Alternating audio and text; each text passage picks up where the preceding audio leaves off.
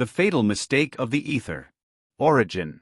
When electromagnetic waves were discovered in the 19th century, they were looking for their support that was to fill the entire universe.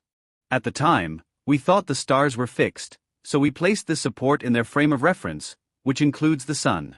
The idea seemed good, but we made a fatal mistake: its immobility, imposed by all the stars. We tried to highlight the movement of the Earth at 18.5 miles a second around the sun in relation to this ether presumed to be immobile, but no movement was detected. Several physicists, including Lorentz, have imagined a contraction in the direction of motion of the lengths of moving objects, and therefore of the arm of the Michelson and Morley interferometer.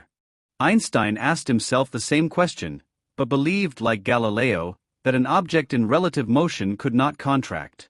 We repeat, an object in relative motion does not undergo any deformation due to speed. The speed of a relative motion is like nothing. No effect on the moving object. So he rejected the ether.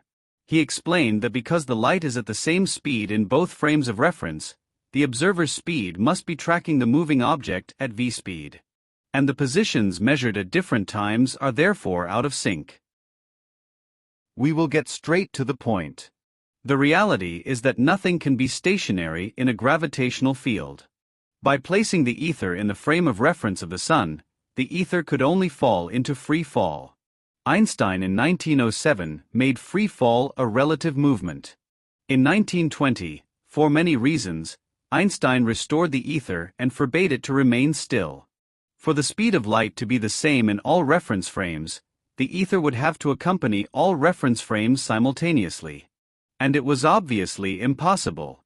In 1938, having been unable to find any coherent movement and his friend Lorentz having died, he rejected the ether for good. I found out what this movement is. The plural is useless, no one believes it. This movement is free fall.